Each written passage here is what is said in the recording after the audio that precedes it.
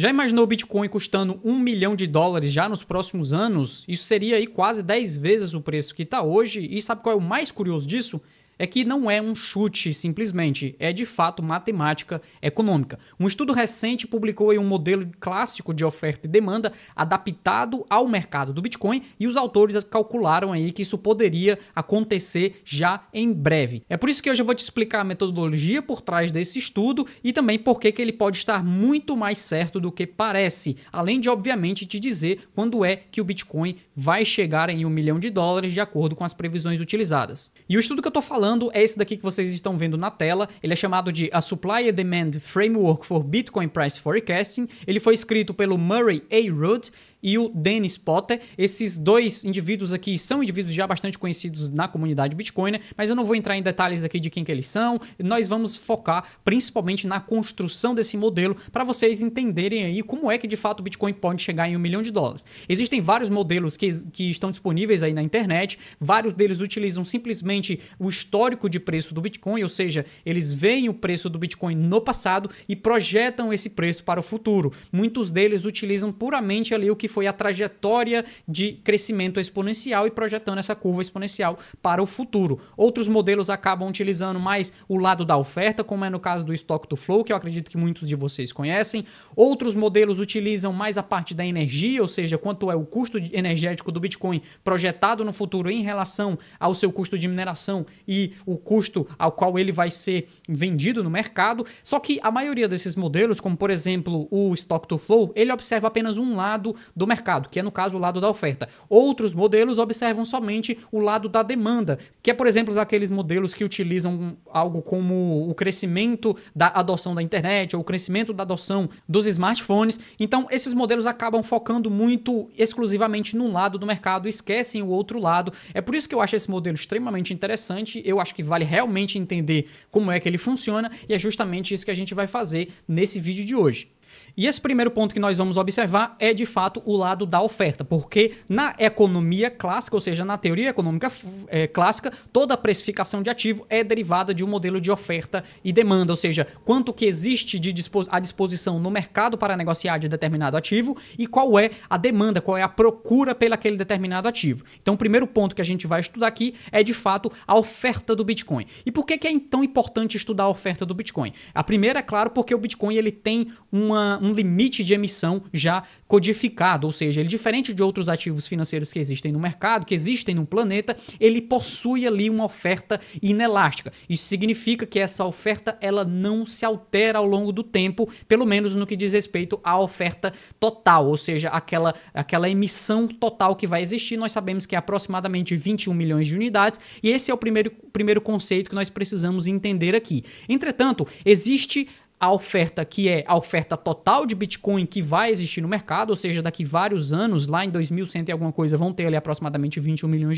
de unidades. Entretanto, existe a oferta que está à disposição no mercado. E essa oferta que está à disposição, ela é diferente da oferta fixa que existe lá no código. Então, muita gente só olha para o lado dos 21 milhões, mas esquece que no mercado em si, ou seja, aquilo que nós procuramos, o que nós encontramos de Bitcoin no mercado, é chamado de oferta líquida, que é basicamente a quantidade de Bitcoin que existe em circulação e que pode voltar a ser negociado, que pode ser transacionado aí dentro da rede. Isso daqui ele mostra diferentes cenários dessa oferta variando. O que nós temos aqui é uma curva de demanda e basicamente nós temos aqui três ofertas diferentes. Nós temos uma oferta a S0, que é basicamente a oferta a qual o Bitcoin está hoje em termos teóricos, né? E nós temos aqui variações tanto para cima, ou seja, a quantidade, nesse eixo nós temos a quantidade, então nós temos uma maior quantidade de oferta ou uma menor quantidade de oferta. O que a teoria econômica tradicional nos diz é que uma menor quantidade de oferta vai ter um preço mais alto. Então vocês podem ver que esse é o eixo do preço. Então aqui quando a oferta é menor no S1, nós temos um preço maior no P1. Quando a oferta acaba sendo maior, nós temos um preço menor. Ou seja, aqui no S2 a oferta de Bitcoin seria maior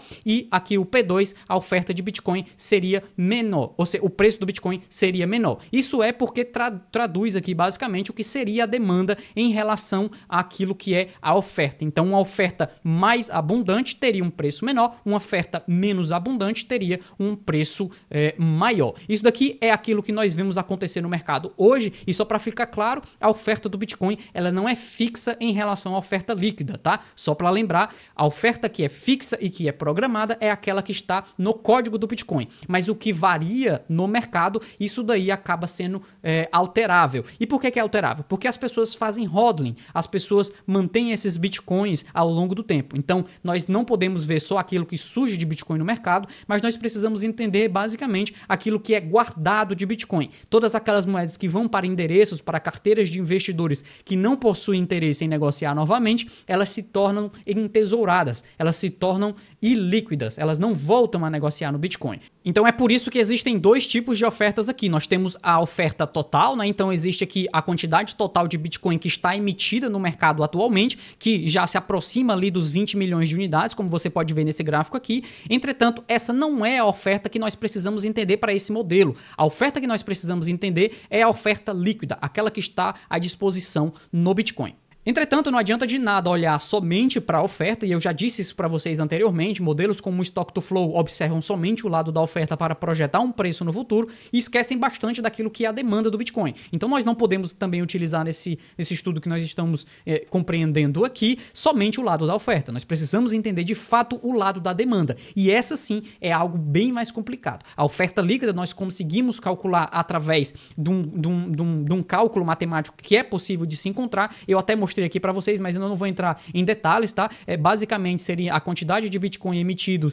menos as moedas do Satoshi que estão paradas e provavelmente nunca voltarão a se movimentar, a quantidade perdida, e essa quantidade perdida é até um pouco meio dúbia, né? Nós não podemos ter certeza do quanto é que está perdido, aquilo que está em hodling e aquilo que está em reservas de, por exemplo, investidores de longo prazo, em reservas institucionais, em reservas de países. Então, basicamente, tem como calcular esse lado da oferta, mas o lado da demanda é bem mais difícil. Mesmo assim, a gente vai tentar fazer isso daqui já a seguir. E, inclusive, nós fazemos isso lá no Blocktrends Pro, esse lado da oferta, a quantidade de Bitcoin que está em moedas de holders de longo prazo, a quantidade de moedas que está ali nas reservas de países, instituições, ETFs, etc. Isso é algo que nós trazemos diariamente lá no Blocktrends Pro através das nossas análises diárias, porque, como vocês puderam perceber, esse é um componente extremamente importante para compreender o preço do Bitcoin. Depois, mais na frente, eu vou falar um pouco mais sobre o Blocktrends Pro, mas vamos passar para entender a demanda agora.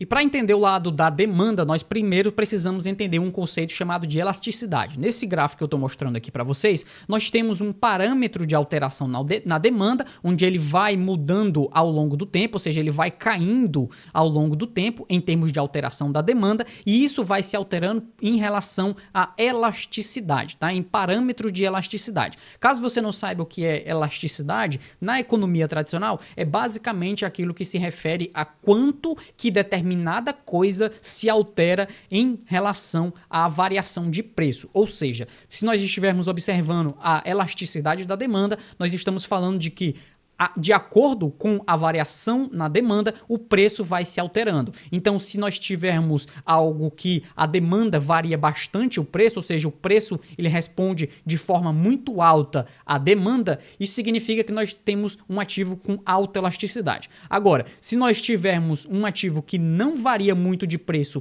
em relação à sua demanda, nós temos um ativo com baixa elasticidade. E em relação ao Bitcoin, obviamente, por ser um ativo novo, por ser algo que ainda está sendo descoberto pelo mercado tradicional, seria expectável que de fato o Bitcoin tivesse uma alta elasticidade em relação à sua demanda. Isso significa que períodos onde as pessoas vêm muito forte para o Bitcoin, as pessoas começam a negociar muito forte o Bitcoin, ele acaba tendo uma variação de preço muito maior, isso gera uma volatilidade muito maior. Inclusive os próprios autores mostraram aqui de fato isso em relação ao ouro, né? Por exemplo, em relação ao ouro, o ouro ele tem uma elasticidade de menos 0,58, enquanto o Bitcoin tem uma elasticidade de menos 2,3 aqui, o que seria algo relativamente bem mais elástico do que o ouro, né? O ouro é menos, ele é mais inelástico em relação ao Bitcoin. Então agora que nós temos os dois parâmetros base já compreendidos, tanto do lado da oferta que em relação a não a oferta total e nem a oferta em circulação, mas sim a oferta líquida, que é aquilo que pode ser transacionado, e nós temos agora um parâmetro de elasticidade em relação à demanda. Nós precisamos projetar cenários diferentes, tanto do lado da oferta quanto do lado da demanda. Ou seja, quanto é que a oferta vai ficar cada vez mais restrita ou menos restrita nos próximos anos e quanto é que a demanda tende a crescer também nos próximos anos. Então nós vamos basicamente a seguir ver quais são os cenários diferentes, cenários mais realistas, cenários mais otimistas e cenários aqui mais pessimistas em relação a quanto da oferta vai ficar cada vez mais restrita e quanto da demanda vai ficar cada vez mais abundante. E quando nós projetamos isso em relação à demanda, nós temos aqui 5 cenários básicos, né? Cada cenário desse daqui, ele vai projetar uma alteração de demanda cada vez mais intenso, ou seja, no 1 ele projeta uma alteração da demanda que não tem, ou seja, uma inalteração na demanda, ele vai se manter sempre ali no 1 e basicamente é essa curva azul aqui. Depois ele vai projetar 10 vezes esse aumento, 20 vezes, 30 vezes, 40 vezes. E aí ele vai projetando esses cenários de aumento de demanda ao longo dos anos até 2036, tá? Todos esses estudos aqui que nós estamos fazendo têm uma projeção de tempo até 2036. Inclusive, fica aí até o final, porque nós vamos entender dentro desse período, né, se até 2036, qual é o ano que o Bitcoin vai atingir os $1 milhão. Já no lado aqui da oferta, nós temos algo diferente. Mesmo que a oferta ilíquida, nesse caso, mesmo que a oferta líquida não tenha alteração, o gráfico ele sobe levemente. Por quê? Porque nós temos mais emissões de Bitcoin. Então, mesmo que a oferta líquida não se altere, ela mantenha sempre a mesma, nós vamos ter mais Bitcoins em circulação, isso vai aumentar essa oferta líquida. Agora, em cenários onde essa oferta líquida, a quantidade de Bitcoin em circulação vai diminuindo, porque as pessoas vão guardando, vão tendo mais interesse em guardar esse ativo para o longo prazo, nós temos vários cenários aqui, né? A demanda vai diminuindo aqui numa projeção de 1.000 Bitcoins, em relação aqui à quantidade de Bitcoin que vai sendo guardado todos os dias, 1.000 Bitcoins, 2.000 Bitcoins, 3.000 Bitcoins e 4.000 Bitcoins. Inclusive, você pode ver aqui, ó, que nesse cenário extrapolado aqui de 4.000 Bitcoins sendo guardados todos os dias na oferta ilíquida, nós teríamos ali que entre 2032 e 2033 nós iríamos ter um choque de oferta. Ou seja, se nós projetarmos esses cenários aqui, por exemplo, dentro dessa nossa amostragem, os cenários de 4.000 e 3.000 Bitcoins sendo guardados, entesourados todos os dias, nós projetaríamos ali, o estudo projeta que entre 2033 e 2035 não existam mais Bitcoins à oferta no mercado. Significa que todos os Bitcoins já estariam dentro de carteiras que não se movimentam mais, e aí nós teríamos algo que é chamado de choque de oferta. Então, por enquanto, esse cenário de choque de oferta ele ainda não existe, mas se nós projetarmos essa oferta no futuro, poderemos ver que existem alguns cenários mais esticados que esse choque de oferta já poderia chegar aí em menos de 10 anos. E aí você me pergunta, tá, Cauê, então esse cenário de choque de oferta e dessas variações de oferta, que tipo de impacto poderiam ter no preço do Bitcoin? É isso que nós vamos começar a ver agora. Se nós projetarmos aqui essas alterações na oferta, né, nós podemos, aquelas mesmas alterações na oferta líquida, nós temos esses tipos de cenários aqui. Num cenário onde o Bitcoin não se altera, ele estaria em zero, tá? E só para deixar claro, esse estudo aqui foi publicado com o preço do Bitcoin ali na faixa de $64 mil, quando ele foi construído, foi ali na faixa de 64, 65 mil dólares, então isso significa que ele já está um pouco atrasado em relação ao preço que está hoje, mas ele já projetava aqui alguns valores que começam a ser realistas, mesmo com alguns meses de diferença, né? Então, basicamente, a cada cenário de hodling, né, 1.000 Bitcoins sendo guardados por mês, por dia, 2.000 Bitcoins, 3.000 Bitcoins, 4.000 Bitcoins, ele projeta um preço do Bitcoin aqui que já teria ultrapassado os 100 mil dólares, nesse momento nós já ultrapassamos